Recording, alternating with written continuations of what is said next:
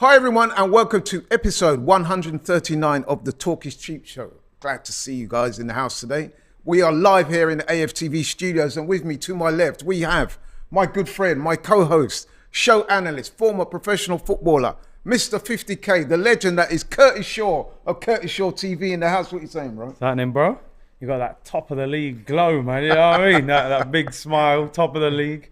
It's all good in the house, Everything's good right now. Everything is fine and dandy. Yeah. Let's hope it continues. Let's hope it continues indeed. But we're going to move swiftly on. We've got a lot to talk about. Looking forward to hearing your opinions on a number of questions I'm going to put your way. But before we do that, those of you who watch the show regularly will know that we start off with our news and notes, which is an item where a couple of topical issues that have been in the press or in the news over the last couple of days. I asked Curtis's opinions. I thought we'd start on the story, which I found quite sad actually. Enock Mwepu. He's just been diagnosed with an hereditary heart condition. He's been forced to retire at age 24. Zambian international, I think he's the captain of Zambia. Brighton doing very well there, highly thought of in the game. 24 years old, man, career cut short. Curtis, you played at the highest level. What's your thoughts on that? Terrible news because, I mean, not only no age to have to retire from the game, you know, you have to wonder why was this not picked up earlier in his career. Yeah. And sad, he's been in good form for Brighton this year as well. A lot of people have been praising him and yeah, man, thoughts go out to him. Terrible.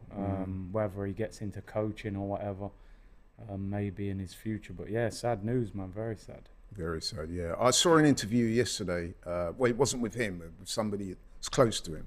Who said that it's envisaged that he'll stay in the game. But yeah, I know he's very highly thought of. I heard Graham Potter, now manager of Chelsea, but obviously former manager of Brighton, where Enock was playing. And he was waxing lyrical about him, man. Said he's a very good player, excellent attitude. And he actually said in the interview that I saw that he would, if he decided to get into coaching and management at some point, they thought he'd do well. So. Yeah. All the best. Yeah, man. All the best for Enock. Very sad news. Let's hope that things turn out for the good, because he'll deserve that. Right, okay, moving on again then. Something I felt I had to ask you about. Some slightly, or some would say more than slightly, controversial remarks made by our good friend Aubameyang that emerged this week. You might want to turn the comments off for 10 minutes. Well, you know what? I'm not going to comment, man. I want to hear your thoughts. Leave it on me, yeah? No, I don't want to preempt anything. Yeah. You know what I mean? Yeah. I want to hear what, because we've not discussed this previously. No. So I want to hear what your thoughts are. See if they are similar to mine. But yeah, what was it? You saw the comments. Yeah, I saw it. You saw the little interview that was given. What's your thoughts on it? I mean, I think people making a big deal out of it. I mean, first of all, you know, the guy left the club in, let's say, controversial circumstances. He's never going to really come out and publicly praise Mikel Arteta. If your manager sacked you at your job, you ain't going to big him up, are you? Going to go, I don't really check for that, brother. I felt the timing of the interview coming out was quite poor. It was from a jewellery company, and you know, to drop it on the day of the game, I think they knew what they was doing, dropping it at that time. He obviously put out a subsequent apology or whatever, or sort of downplaying what he said. Say that again, what? Oh, subsequent. Oh, that's interesting. I normally say subsequent. Oh, but no. You are the walking dictionary usually, aren't you? I've never heard it pronounced that way, but it's not wrong or right, is it really? Yeah. But right, fair enough. Go on. Anyway, he obviously played it down and said, you know, it's when he'd just left Arsenal, he'd gone to Barca, he was a little bit emotional or whatever at the time. For me, it's a bit of a non-story, really. You know, we've moved on, we've signed someone else, he's at Chelsea. He was never going to big up Arteta when he was asked about it, and I think that's kind of the end of it for me. You know what? It's very interesting you should say that, because I feel almost 100% the same way. When I saw it, and I'd heard about it before I saw it, to be honest. A couple of the guys in here were talking about it, and I'll say this, that they were not as blasé about it as me and you. They were like, oh, yeah, he shouldn't be saying that. You're having to go at the club, you're having to go at the manager. What about the young players? When they see this, they're going to feel let down. So I kind of thought, okay, let me see it for myself, because, you know, sometimes with these things, you've got to see it yourself. And then when I saw it, I was like, bro, come on. Like, like you said, Curtis, the guy left under a cloud, didn't he? Let's be honest. He'd always said that it was between him and Arteta. He got on fine with everybody else at the club. Even some of the higher echelon people at the club, like Edu, were trying to talk Arteta into a situation where, well, listen, he's been punished, would you take him back? Arteta made it clear. He said no. Now, that's up to him, yeah? But that's fine.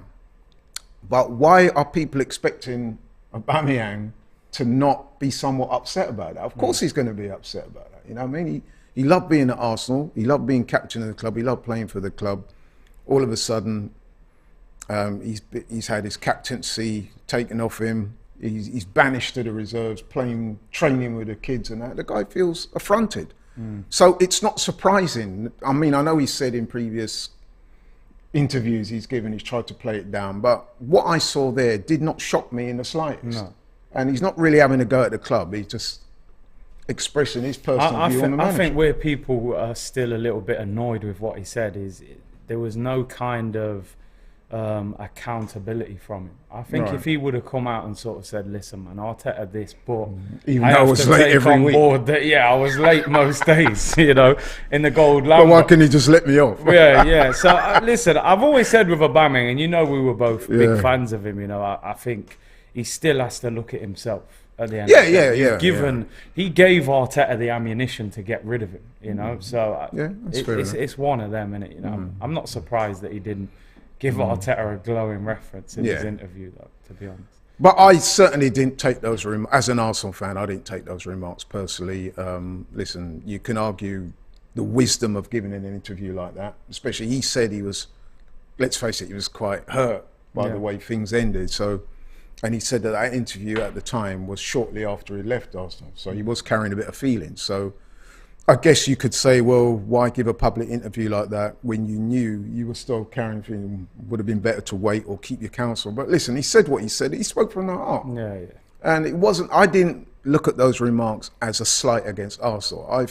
To me, I looked at that as he was expressing his view on the manager. We all know that they didn't get on towards the end of his playing career at Arsenal. It's no big deal for me. But, you know, I guess people out there will have their own views, and that's fair enough. But for me, it was no big deal, so I'm with you. Super chat here from Luke Brett. What's he saying? He's not said nothing. Got nothing to say. No doubt he agrees with me and you then. Maybe.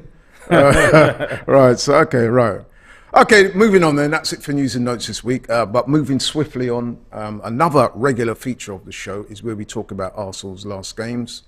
Let's talk about it. Let's talk about the game at the weekend first and foremost, because we're going to touch on the Europa League a bit later. But yeah, Arsenal versus Liverpool, massive game. We spoke on this show about it. That if Arsenal could get a win, that would really signal our intentions for the season, especially going back-to-back wins after beating Tottenham so convincingly. Liverpool, you said yourself, Curtis, it in many ways represented a stiffer challenge because of the way they play, whereas Tottenham came and sat back. We expected Liverpool to try and engage us in a game. And so it proved good game, man. I was thoroughly entertained by it. Arsenal won the game 3-2, as everybody knows by now. Let's have a look at some of the stats behind that game. Shots on goal, Arsenal 11 to Liverpool's 8. Shots on target, Arsenal 7 to Liverpool's 3. Possession stats, surprisingly in some ways, Liverpool had slightly more of the ball, 56% to our 44. Likewise with completed passes, 488 to 386. And even pass accuracy, Liverpool edged it, 80% to our 78. But in the all-important stats, which is goals scored, Arsenal 3, Liverpool 2. Curtis, what was your thoughts on the game? First of all, predicted that, didn't I? You did. You did. I'll take that one. You did. I thought there was going to be a goal fest there because you know the way Liverpool. Listen, I think first of all, you've got to give Arsenal a lot of credit for this, because even though everyone's kind of downplayed Liverpool this season, you could still see on Sunday they're a dangerous team. You know, I thought in the first half, towards the end of that first half, they were becoming the dominant team in the game. Didn't really get close enough to them in midfield. I think that goal at the end of the first half, you know, Klopp would have been going in at half time thinking, you know, back on level terms, playing well. Martinelli sets up Saka, and I think that changed the whole game. We come out in the second half, and I thought we were just fantastic in the second half. I thought Partey, Xhaka, they dominated the midfield. I thought the front three were just incredible. I got to be honest, I think that was one of the best Premier League games of the season, not just Arsenal. It was an exciting game. I thought Martinelli, for me, I said on my show yesterday, I think that performance was Alexis Sanchez-esque. You know, as a winger. I mean, listen, Trent. We know Trent's had some issues, but I mean, he ripped him apart, didn't he? In that game, you know, he had to come off at half time injured, but they just couldn't handle him. He was unbelievable. Saka, you know, ice cold on that penalty, the way he just slotted it. You know, Jesus through the middle. He just never stops running. They couldn't handle him. So, I think we had such a poor record against Liverpool before this game, but I think we just shown that we've turned a corner. And, you know, I think beating Tottenham was one thing at home, but beating Liverpool and the way we won that game. And what I really liked about the game, Laurie, was at 2-2, I never felt like that game was going to finish as a draw. It felt like it was literally all or nothing. We were going for the win or we were going to get beat. There was no way that game was going to finish a draw, which I like about this team now.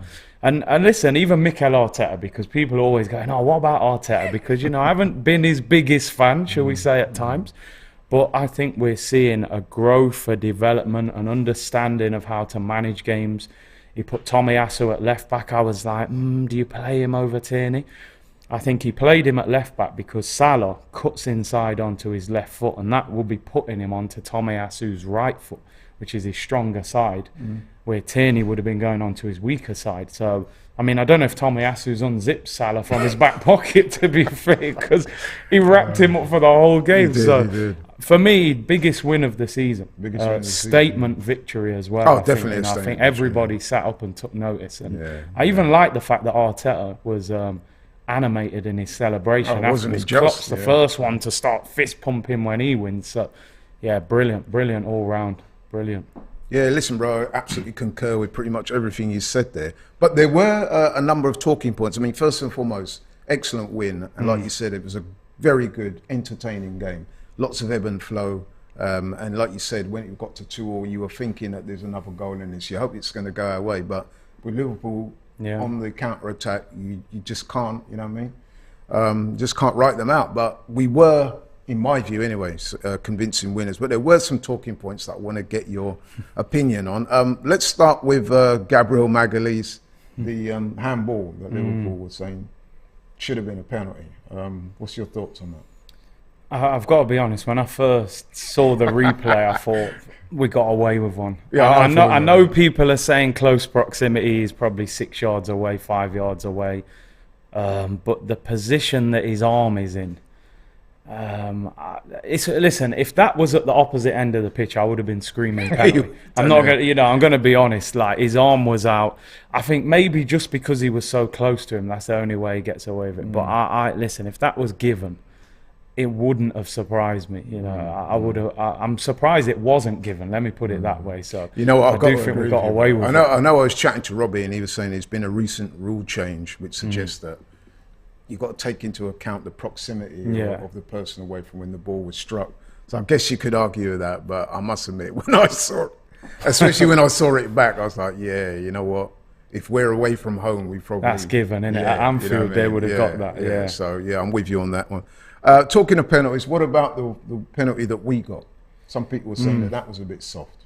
Listen, I think it's one of them. You'd be a bit aggrieved by it because the contact is minimal.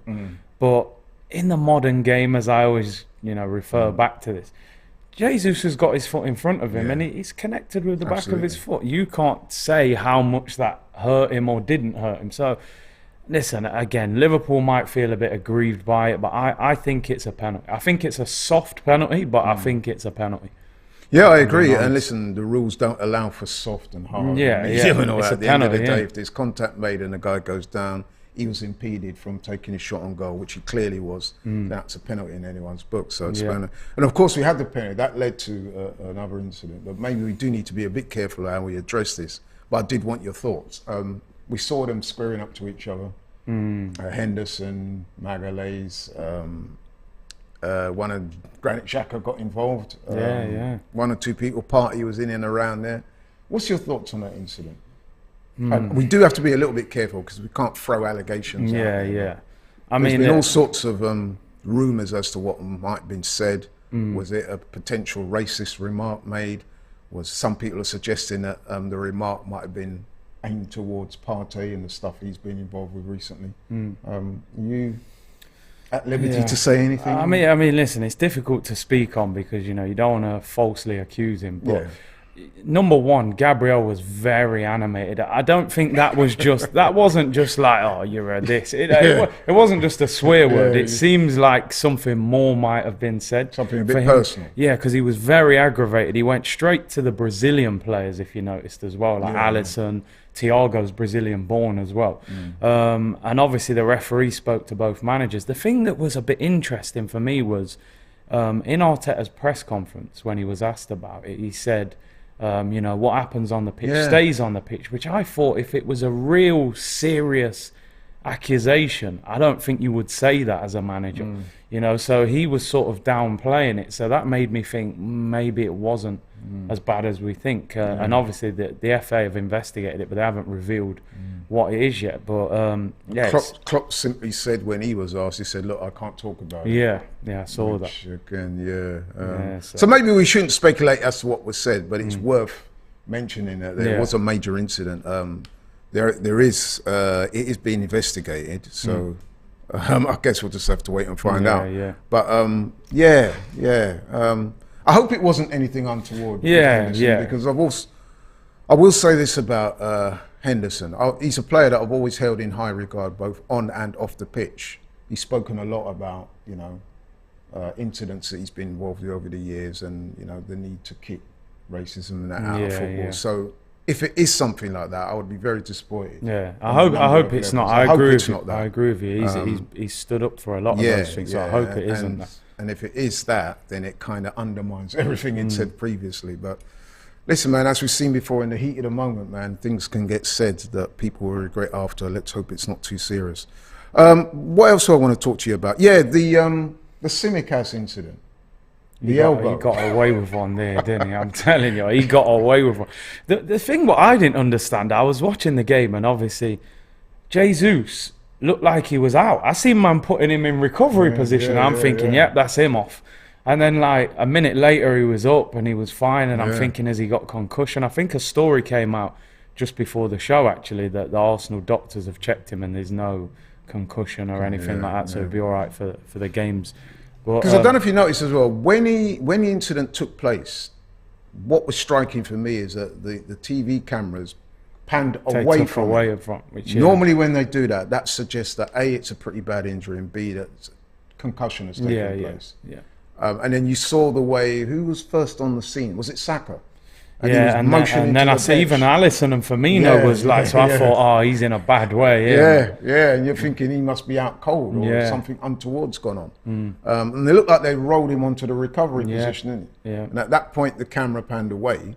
And then, lo and behold, I see Gabriel Jesus on the sidelines haranguing the officials saying he wanted to come back on. I'm thinking, he couldn't have been concussed then. No. But listen, the incident that led to that, to me, that looked like a clear elbow. Tsimikas should have gone for that, man. Yeah, and I don't know if they actually checked it in the game. I'm not sure whether they went to VAR on it, but he definitely flung the elbow into his face. 100%. I remember Mane got away with that a few times against Arsenal. So, I think, because I know a lot of Liverpool fans were annoyed about the Gabriel handball, but I think on the flip side, that Tsimikas one, man, that could have easily to me been that's a a straight red. I think so as all well. Day long. Elbow He's in the face. Extremely lucky to get away with that. I mean, I had Drifty. Shout out to Drifty. He was on the show last week. Man. A lot of people like Drifty, man. They liked him. We've got to get him back on at some stage. Get him on now so he can hold corn now. They got beat, you know what I mean? But Drifty, like, me and him were going back and forth after the game, and I was like, what's your thoughts, man? Hold that L. My man was like pushing back. He's like, nah, man. No. What he was saying is that there was a couple of decisions that were instrumental that didn't go their way. I'm like, bro, come on, man. He was talking about the penalty, which we do agree Arsenal probably got a bit lucky on. But I pointed it out to him straight away. He goes, what about the Simicast? Yeah. And you know what he I said? bet you don't want to say nothing about that, He said he didn't think he was sending off. Of course so I said, oh, come on, bro. To me, that's a red card all day long. All day. But hey, we won the game, and it was interesting to note, and I'm going to say why in a minute, that you could see Arteta in particular, but not just him, the players, the staff, all the Arsenal team, the fans, everybody was like really celebrating hard. And I know the celebration police out there, well, look, here they go again. But to me, there was something slightly different in these celebrations, Curtis. For me, what I saw in that moment was a team that they're thinking that, you know what, back-to-back wins, first Tottenham, now Liverpool, both convincing wins, we have arrived. That's what that was telling me. Yeah. And I'm thinking to myself, I'm in agreement with them, by the way. I'm thinking to myself, does this signal us as genuine title contenders? And I don't just mean title contenders, you know, I mean genuine. Are we in the mix for that? I mean, listen, first and foremost, everyone's going to say, oh, come on, Man City are favourites. You know, Haaland's on fire. They look unstoppable. It's only a matter of time before they overtake you. Listen, that may well be the case. But as of right now, Arsenal top of the table.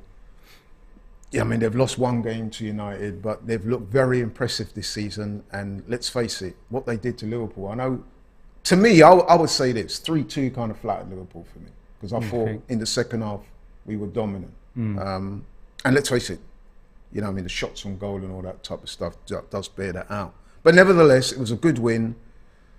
We remain top of the table. And I'm thinking that the... Go on, say it. No, on the evidence of what I've seen so far and what I've seen against Liverpool, I know it's only 9 games in, so it's just under a quarter of the season. But listen, I think we're genuine title contenders, man. What do you think? But before you answer, I've got a super chat here from Fredo USYA. He says, even if we are not yet title contenders, we showed that we are, at the minimum, UEFA Cup finalists, guaranteed Champions League qualification this season. I wouldn't disagree with that either. But in terms of the question I just asked, do you think that the win coming off the back of the other good wins we've had this season signals us as genuine title contenders? I think for me, we're in the mix. And I keep saying, like, people keep asking, are we in the title race? We're in the race until we're out of the race. Right. And at the moment, we're in the race. We're in control of the situation. I think the reality is, I think everybody, if you said to everybody, right, you got to put your house on who wins the title, most people are going to say Manchester City, because you look at them the other week, what they did to United. It feels like they're still another level above what we are at, if we're being honest. They're a lot further into their, process than we are. But stranger things have happened. It only takes maybe a Haaland injury, a De Bruyne injury. And you never know. Just stay in the mix, get to the World Cup, maybe get a couple of players in January, and then you try and get to March, April, you're in the home straight. I don't think we're going to win the title this year. No, but to be fair, I didn't say win. You didn't say win it. You said genuine. Listen, I think at the moment, you look at the other teams around, Liverpool having a bad time, Tottenham haven't looked great but are picking up points, Chelsea still finding their feet, United still kind of haven't hit their heights yet. We've got to be one of the teams that you would say will be closest to Manchester City now. I think we're going to need a lot of luck to stay close to them because, as I said, you look at our bench on the weekend, it's not a particularly strong bench. You don't often win a title with a strong first 11. You're going to need a little bit more. But if I'm Mikel Arteta, I'm saying to that team, you have a chance. If you just take it game by game, keep winning, keep putting the pressure on them. We're 9 games in. We've just played a couple of hard games. We've got a little run now of 3 or 4 games where you would say you can actually win those next 4 as well. City play Liverpool at the weekend. Do I think we'll win the league? Probably not. Can we stay in the mix and challenge them this season? I do think that's possible. We are going to need some luck. I think Jesus, Partey, Saliba, those 3 in particular, they need to play 90% of the games this season. So I'd say we're in the mix. I think we're at least probably another season off being able to maybe really, really push City to the limit. Okay, I hear you. Before I come back on that, I just want to read out a super chat here from is it Sky Touche Photos? He says on the penalty, not a penalty, rules are rules. His position at the freeze point looked bad. Freeze frames make things look worse, just like Martinelli on Trent Alexander's foot. Yeah, I guess. Listen, slow motion makes it look worse all the time, don't it? It does, but for me, you know, it definitely was. Go back to overall discussion there on Arsenal being title contenders. I hear what you're saying, and what did you say that the manager will say to them? No, I think he'll be saying, listen, take it one game at a time. I don't think he'll be saying, like, oh, we can win the league. Your young team don't want to hear that. But every player in the back of their mind will be sitting there thinking, 9 games in. You know, we've only lost 1. We've played United, Liverpool and Spurs. We haven't had it hasn't been an easy run. Palace away and games like that. You know, can we just stay there with them? Listen, this weekend, if results went our way, because don't get me wrong, right? Man City going to Liverpool is a tough game. Liverpool are a good team at Anfield, and they'll be fired up for that game as well, having lost to us.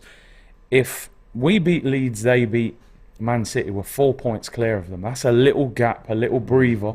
That's at least one defeat before they're even within a point. So just keep ticking them wins. Get to the World Cup ahead of them. Come back in January, and you never know. You're halfway there. Absolutely. So that's how I'd be looking at it. Yeah, you know what though?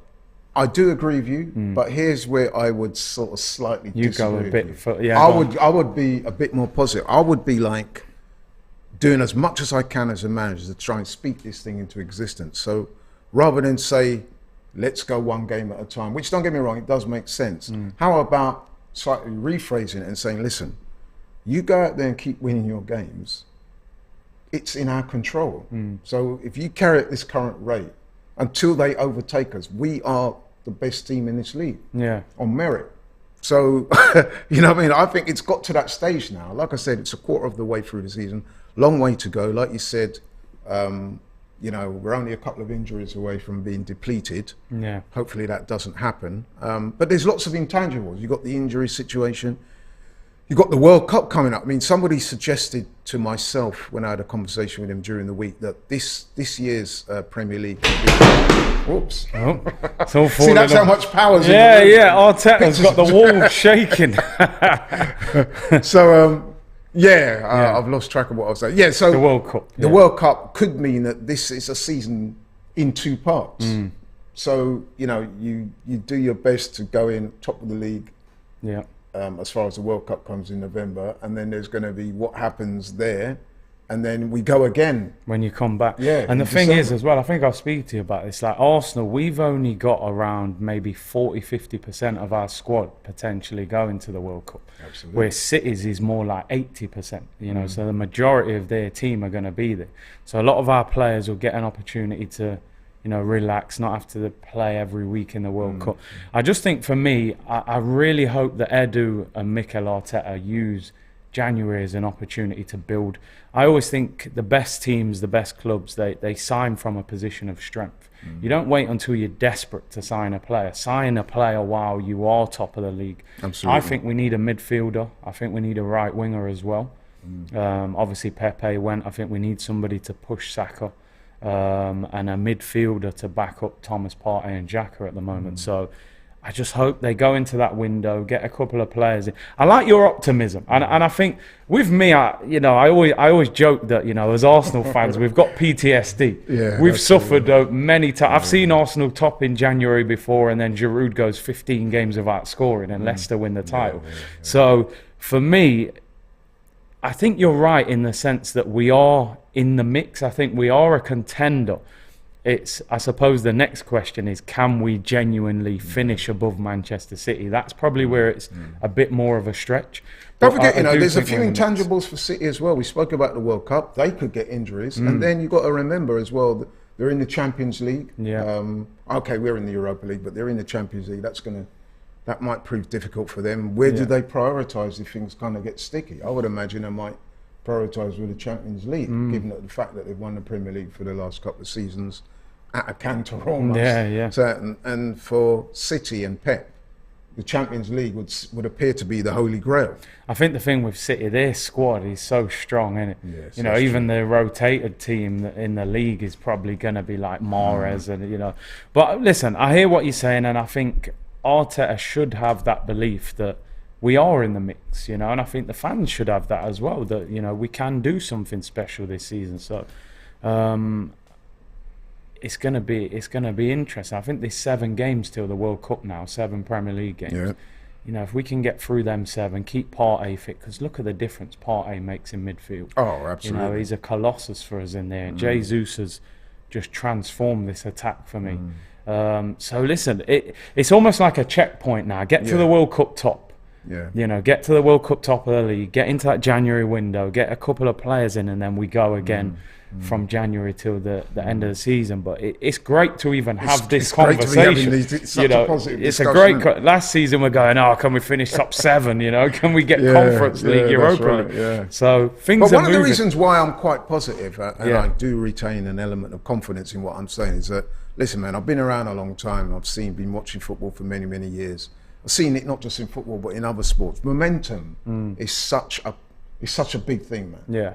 If you're playing well and you got momentum and people believe in what you're doing, it can carry you a long way. Yeah, you know? And that's what I'm saying.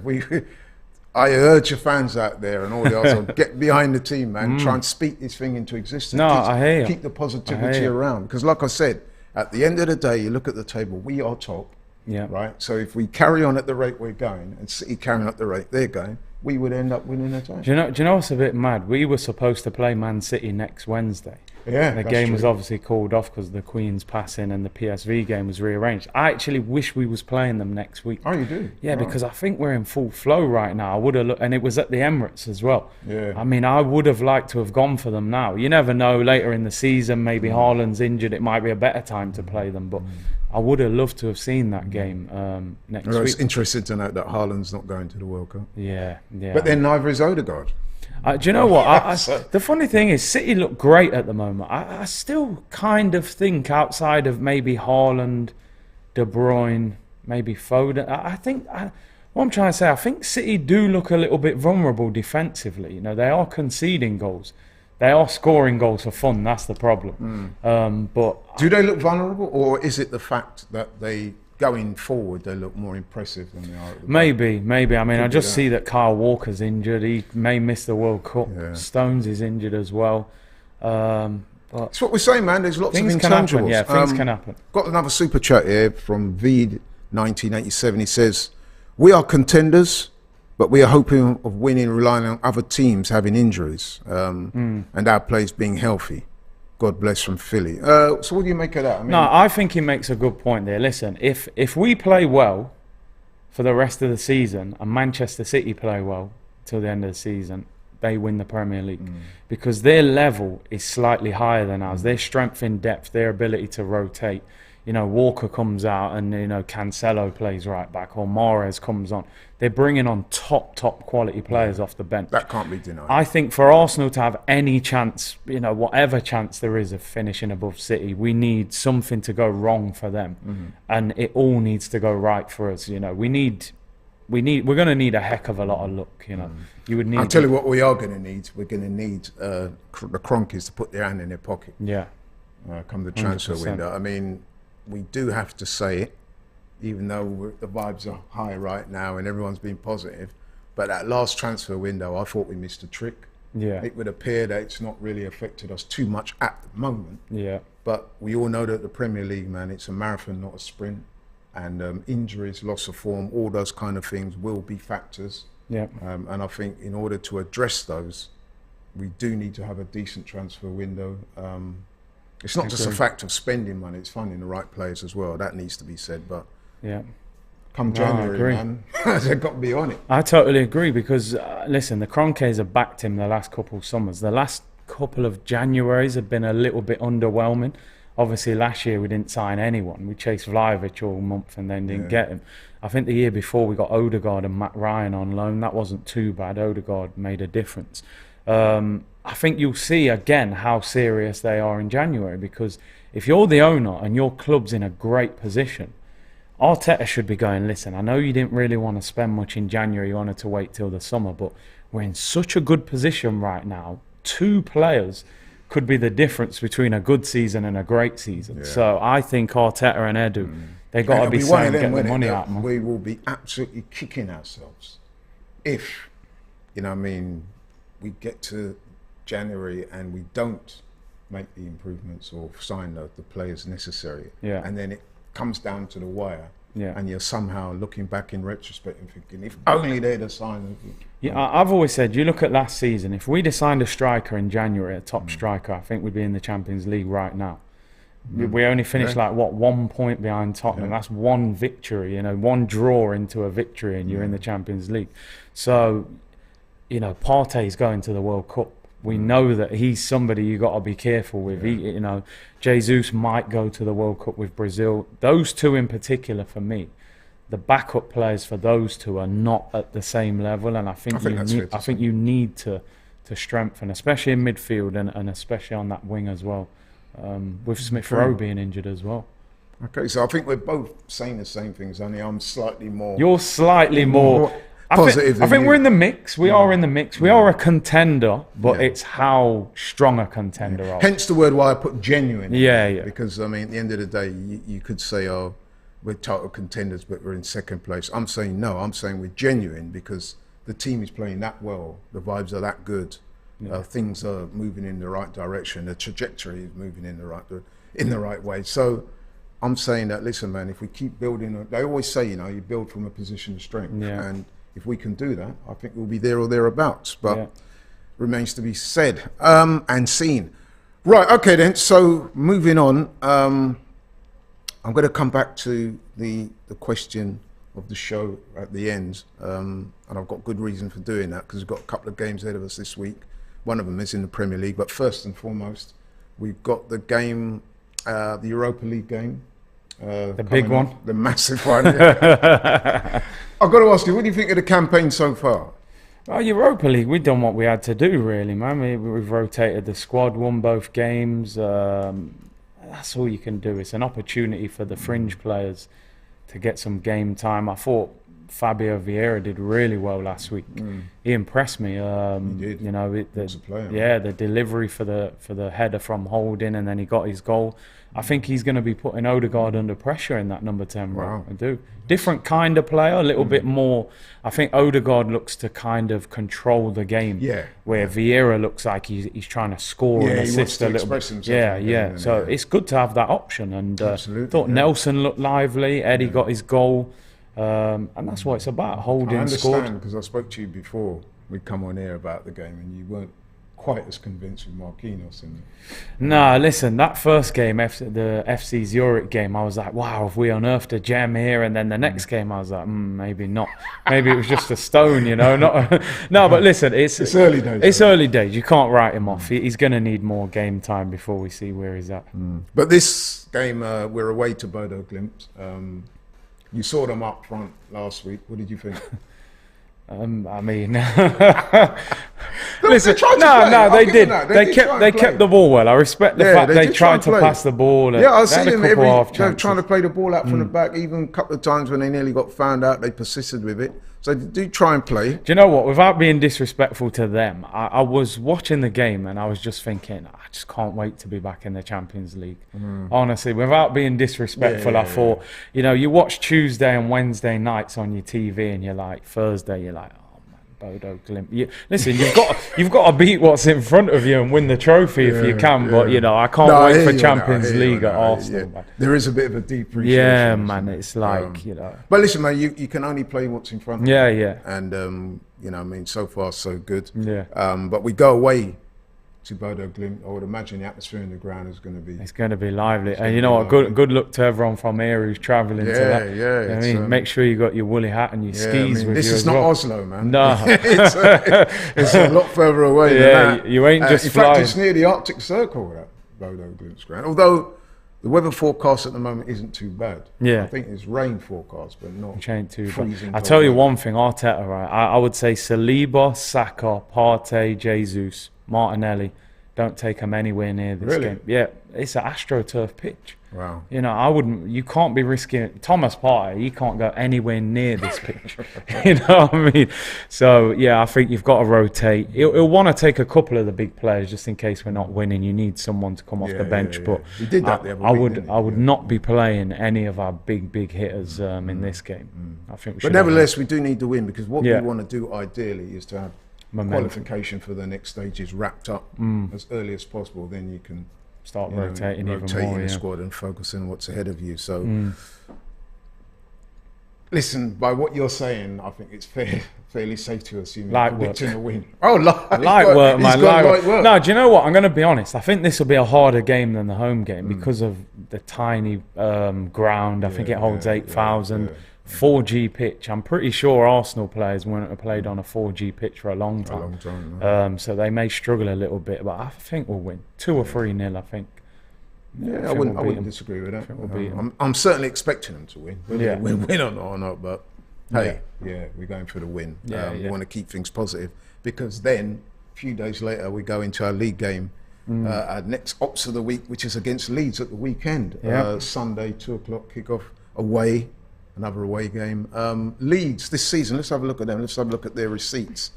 They're currently 14th in the Premier League. 8 games, 9 points, 2 wins, 3 draws, 3 losses. They're under the stewardship of Jesse Marsh, the American guy who came in last season, kept them up in the end. Leeds, what can I say about Leeds? They're one of those teams, they're not like, over qualified or like have lots of players with lots of ability, but they do have a few guys that can cause us problems. They've still got Rodrigo there. Jack Harrison looks a good player. Bamford, Alien, 1 or 2 others. They will run around. They will make it difficult. Certainly the crowd will be up for it. Do you think this is a potential banana skin, or do you think back Arsenal to carry on their good form? I think we'll win, but I think it's a hard game. I was looking before we came on. Leeds are unbeaten at home this season. They beat Chelsea 3-0 at home as well, which they were really good in that game. They beat Wolves at home. And Ellen Road, 40,000, they'll be noisy up there. It'll be a tough atmosphere. If we can get on top, if we can score early again, I think we take the game away from them. I think we'll have too much quality for them. They signed Sinisterra in the summer, very quick winger. He was at Feyenoord with Reece Nelson. He's dangerous. He got sent off the other week actually for that silly, he blocked the free kick, but he's back from suspension. They got Tyler Adams, a player that we was linked with from Leipzig, American player. Yes, he's a decent player. So I think they're not a great team, but I do think they've improved from last season. I don't think they'll be right at the bottom in a relegation battle like they were last season. I think they'll be in and around mid-table. So it's a tricky game, but if we are, as we're saying, genuine title contenders, this is it. We need to roll up into town, top of the league, chest out, and say, listen, 3 points and we go home. We'll go and watch City against Liverpool on the way home. So, for me, listen, it's a must-win game. I do think we'll win. Because I think the confidence will be sky high. But Leeds will make life difficult. But I think, 3-point collecting again, I think. Yeah, listen, I'm with you. I mean, I've spoke boldly about, being title contenders. That means nothing if you can't go to places like Leeds and win. Yes, they are a decent side. Yes, playing them at their own ground will present problems. But if on the one hand, I'm sitting there predicting that we'll be genuine title contenders, and then you go to Leeds and come up short, then that doesn't really... No, it doesn't sit well with the title, does it? No, so for that alone, I'm going to go for the win. But, listen, it's not going to be a walk in the park. Well, certainly not on paper. No. I would imagine it's going to be a difficult game. Yeah. And the thing about games like that is it's almost like you have to earn the right to play. Definitely, So I'm expecting the first 15, 20 minutes to be a bit full on, tackles going in, the crowd baying for blood, the atmosphere will be red hot, and so the players will have to cope with that. I think what will be interesting now, the last 2 games that we've had, they're the type of games that Mikel Arteta doesn't have to motivate you for. Liverpool and Tottenham, it speaks for itself. Yeah, true. What they can't get caught up in is thinking all of a sudden, we're big boys, we'll just roll up to Leeds and beat them. You can't have that attitude. You've still got to go up there, win the battle. you know, and show your quality in the game. So as long as their attitude's right and they play the way they've been playing, I do think we'll have too much for them. But yeah, it'll be interesting to just make sure that, you know, they're not getting ahead of themselves. Because, you know, the best teams, they keep that motivation and that hunger. And that's why they're so good. So, but I do think we'll win the game. Yeah, I do. Got to keep it professional. Yeah, You know what I mean? That's the name of the game. But like I said, the first 15, 20 minutes going to be hectic. Leeds are going to come at them. Yeah. Or will they? Or will Leeds sit a little bit? I don't know. I think they'll have a go at us. Yeah? Yeah, not like all-out attack, but I think because, you know, I've been to Ellen Road before, it's loud. It is. Especially at the start of the game. I think they'll be saying, listen, just go for them, like, have a go. I think they'll come out the traps and try and cause us problems. So, The team, we saw the change last week. Yeah. I mean, Tomiyasu on paper would have done enough to retain his position, but do you think he'll change it back? It's interesting, isn't it? Because, like I was saying, when I saw him playing, I saw that Zinchenko was out. I just thought Tierney comes in. I saw Tomiyasu, and then the way he dealt with Salah, I'm like, geez, like that was a tactical masterstroke from Arteta, to be honest. So he played that well. It's hard to drop him, but I'm thinking, what is Kieran Tierney thinking at the moment? Because he's gone from being first choice when fit to now it seems as if Zinchenko's ahead of him because he played ahead of him against Tottenham. Zinchenko gets injured. He'll be thinking, right, I'm in against Liverpool now. And Tomiyasu plays. So all of a sudden, what, is he third choice left back now? Do you know what I mean? So it's going to be interesting. Listen, Tomiyasu played that well. I don't know how you drop him. I don't know how you drop him after that performance. He literally wrapped up Salah and pocketed him. He did. You know? And one or two people suggesting that Gabriel might be in danger of losing his position because he's had a couple of games where he's been a bit rash, made mistakes that have led to goals. Okay, he's bounced back well in those games, as he did against Liverpool on Sunday. I thought he was excellent in the second half. But one or two people saying the manager might want to look at that. What's your thoughts? Listen, I've been a big fan of Gabriel. I think he's a very good player. I do think Saliba's slightly ahead of him because of the calm head and the maturity. And when he made the mistake the other week, I forget, was it the Tottenham game? I was saying it's a bit too early to start talking about taking him out of the team. However, the best defenders, they don't make big mistakes on a regular basis. And there's going to be a time where that mistake costs us. You know, it's all right when you make a mistake, but you win the game, you go, all right, we got away with that. But, you know, that could have cost us the game on the weekend. Now, yeah, he was brilliant after it happened, but you can't keep doing that. He's in his third season at Arsenal now. You know, he's played a lot of football. He's been in the Brazilian national team, played in the French league. He just has these moments you can't understand what he's doing. He's quite an impulsive guy. Very impulsive.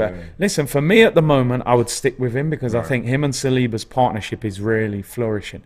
If he continues making big mistakes like that, I think you've got to look at maybe Ben White going next to Saliba and Tomiyasu goes at right back. That's what the squad is there for. But shout out to Ben White, by the way. He's been excellent this season. Mate, I mean, listen. Again, he's another player that I've questioned at times. I was like, 50 million for Ben White. But at right back, I would say outside of probably Cancelo and Reece James, maybe, Kyle Walker, he's probably been one of the best right backs in the league this year. You know what? I would agree with He's been better than Trent, that's for sure. I mean, I tell you what, I saw a police car outside. They had Martinelli in there for questioning because what he did to Trent on the weekend was illegal, mate. I don't know what he was doing. I actually felt sorry for Trent at one point. I was like, this... Although he did look like he was genuinely injured when before he came I think off. The injury did him a favour. Yeah, honestly, it did. It just get him out of there, man. He was having a shocker against him. It's and a bit I do like a like boxer, Trent. isn't it? When they're getting dominated and then they lose on cuts, you can kind of hide behind the fact, well, you know, I couldn't continue. Yeah. Trent's probably come in and said, Jurgen, mate, my ankle's in agony, mate. Get me off. Get me off. Get me out of here, man. Gabby's on fire. Yeah. Okay, then, so, we're wrapping up now, man. We're coming to the end of the show. But, yeah, man, I've been very impressed with what I'm seeing so far. Shout out to the manager. Yeah. He's getting everything right. Even that decision to bring in Tomiyasu ahead of Tierney and that. I was questioning, I must admit. When I saw the team sheet, I was like, oh, what A, you changed the winning team, and B, are you sure? Because Tomiyasu hasn't played for a while. For him to come into that powder keg of a game against Liverpool. But he did so well. I mean, he had played little bits here and there, but to come in against Salah as well. Salah, start and play the way he played, I thought, yeah, fair play to you and the manager for making that decision. So listen, man, everything's going well. We're riding that wave. As I said before, momentum is everything. Yeah. And if they can keep this going, man, who knows where it can take them. Yeah. And like I said, let's try and speak this into existence. I hear you. And keep it positive without being too overconfident. So, Yeah. But I don't see that in this team. I see a team that looks grounded, that looks focused, look energetic, the vibes are good, the players seem to get on very well with each other, the manager's at the helm of all that, and it's all good. I think a lot of this comes from pre-season. I think we prepared this team so well. We had that feeling even in America, like, yo, something's really going on here this season. We've brought in a couple of game changers in Zinchenko and Jesus. And I think it's all starting to click this season. Sometimes things just click. I was, when it wasn't happening before, I was like, is this ever going to happen? When you're finishing 8th, you're thinking, this ain't going to happen, man. But to be fair to the club, and a lot of fans who were saying before, you got to stick with it, and people like me were saying, nah, move him on. So fair play to the club for actually having that patience and backing him, and hopefully it's coming to fruition. I'll say the now. new signings have been instrumental, in particular Gabriel Jesus and Saliba. Those guys have been catalysts for what we're seeing this season. And listen, shout out to Zinchenko. Well, all the other guys who have come. They've all done well. Everyone's done their bit, but those Saliba and Gabriel Jesus in particular have been outstanding. I think Jesus, well, I know we've said this before, but outside of Haaland, I think it's the signing of the season. So far, for 45 million's an absolute steal. And even against Liverpool, he didn't score, and you're just like, when he was getting substituted, you're like, what a performance that is. Without even scoring, he was absolutely brilliant the whole game, man. He's just a top player. Absolutely, and wouldn't it be ironic? I mean, I know we're looking ahead, and I know what you're going to say already. Wouldn't it be ironic if Pep we did, sold him? Yeah, and it was Pep that sold Gabriel Jesus to us, and then we go and win the league ahead of him. Well, do you know what was funny? I saw a quote on Twitter. I think AFTV retweeted it, where they said Pep is he's so good as a manager that he created a manager, sold him his players to give him competition because he was bored. Man just made his own manager. It's crazy, man. But big up Pep, man. He niced us up in the summer. Man. Still, he did.